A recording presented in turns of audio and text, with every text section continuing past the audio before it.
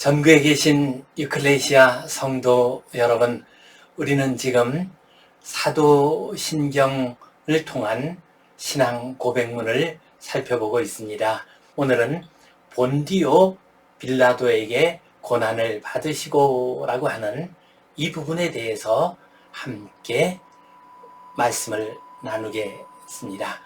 먼저 사도신경의 내용을 원문과 번역문을 통해서 살펴보겠습니다.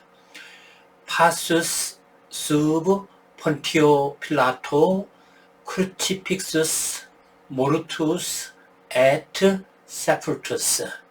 직역하면요, 본디오 빌라도 아래서 고난 당하시고 십자가에 달리시고 죽으시고 장사 되시고. 우리말 앱번역으로 보면요, 본디오 빌라도에게 고난을 받으사 십자가에 못 박혀 죽으시고 장사한지. 새 번역을 보면요, 본디오 빌라도에게 고난을 받아 십자가에 못 박혀 죽으시고 장사된지.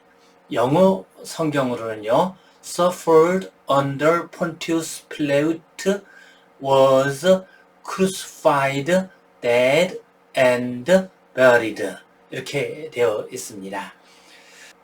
수브 폰티오 빌라도, 본디오 빌라도에게 고난을 받아라는 이 구절은 사도신경을 비판하는 사람들이 공격하는 대표적인 구절입니다.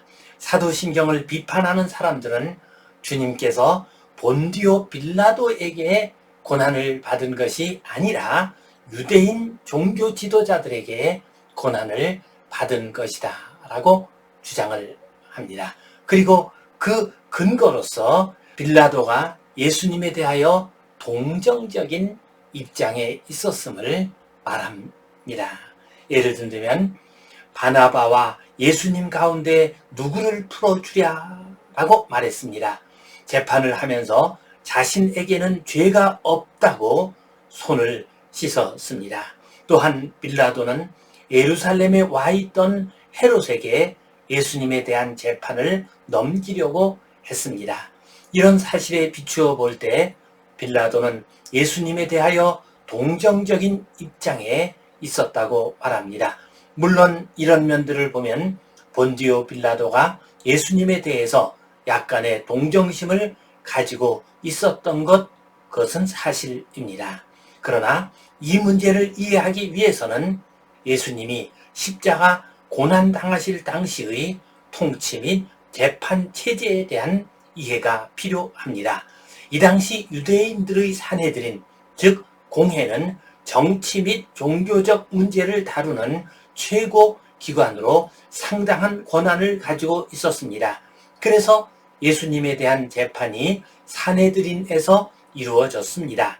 그러나 산헤드린은 사형 판결을 내리고 집행할 권리가 없었습니다.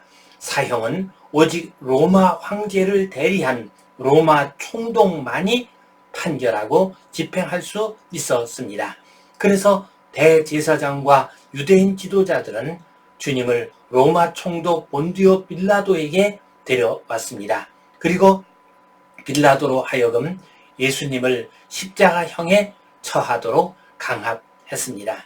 그러나 십자가형의 최종적인 판결과 집행의 권한과 책임은 총독에게 있었습니다. 그리고 총독은 십자가형을 선포했고 또한 총독 휘하의 백부장에게 십자가형을 집행하도록 지시했습니다. 그러므로 대제사장과 유대인 지도자들에게도 주님의 십자가 고난에 대한 책임이 있지만 십자가형의 법적인 책임, 전체적인 책임은 본디오 빌라도에게 있었습니다.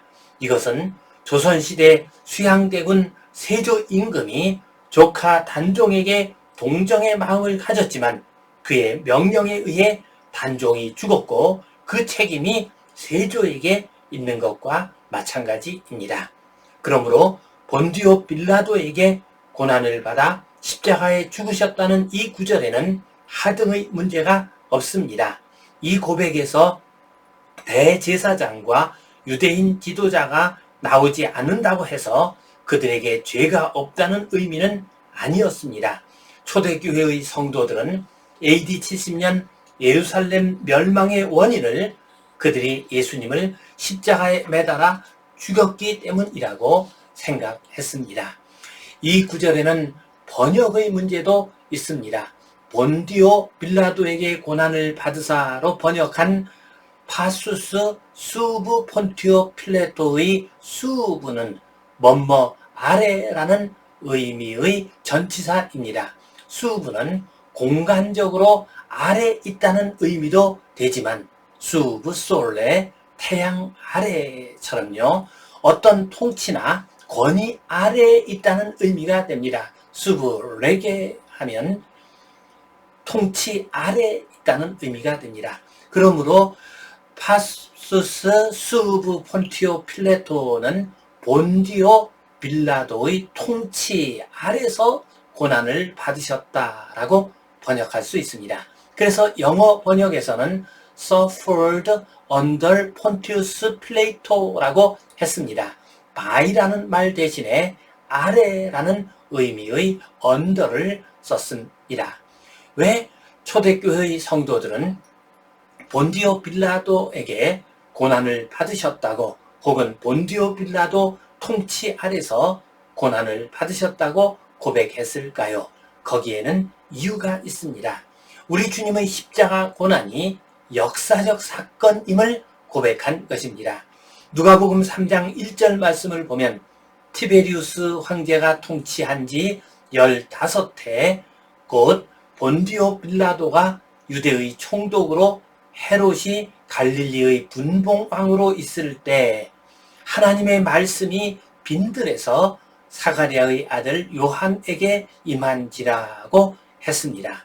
누가는 복음서를 기록하면서 로마의 티베리우스 황제 15년 본디오 빌라도와 헤롯이 이스라엘을 통치하고 있던 시절을 구체적으로 명시했습니다.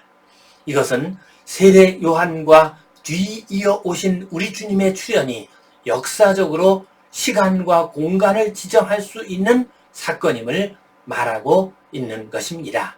이와 마찬가지로 초대교회의 성도들이 본디오 빌라도에게 고난을 받으셨다고 고백하는 것을 통해서 우리 주님의 십자가 사건이 역사적인 사건임을 고백하였습니다. 만일 유대 종교 지도자들에게 고난을 받으셨다고 고백한다면 역사적인 사건으로 확증되기 어려웠을 것입니다.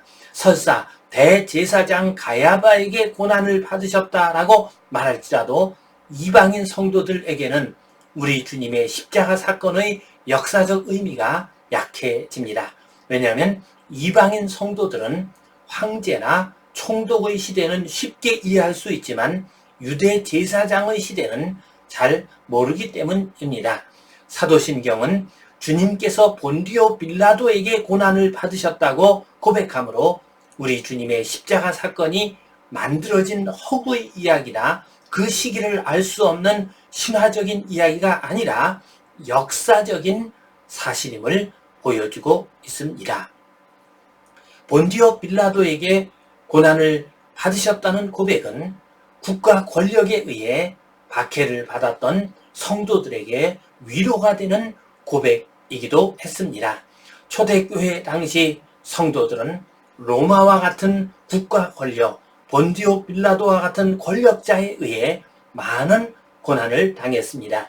이렇게 고난당하던 성도들은 우리 주님께서도 본디오 빌라도에게 고난을 받으셨다는 신앙 고백을 하면서 많은 위로를 받았습니다. 이 세상의 힘 가운데 가장 강하고 무서운 힘은 국가 권력의 힘입니다. 스탈린이나 히틀러 등에서 볼 수 있는 바 국가 권력은 전쟁을 일으키기도 하고 무서운 힘으로 백성들을 억압하고 성도들을 박해하기도 합니다.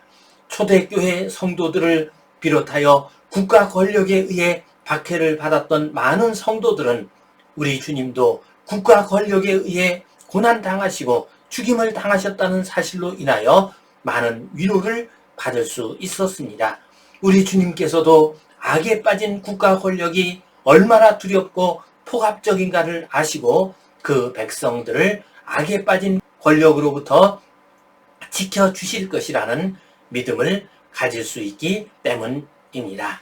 이처럼 본디오 빌라도에게 고난을 받으셨다라고 하는 이 고백은 주님의 십자가 사건의 사실을 정확하게 표현한 것입니다.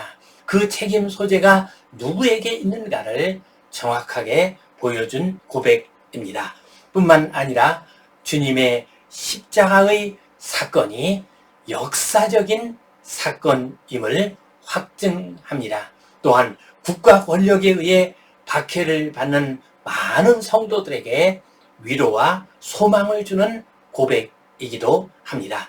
이 믿음 가지고 사도신경을 고백할 때마다 주님의 십자가 고난을 기억하시고 새 힘과 위로를 얻으시고 구원의 큰 은혜를 누리시기를 간절히 바랍니다.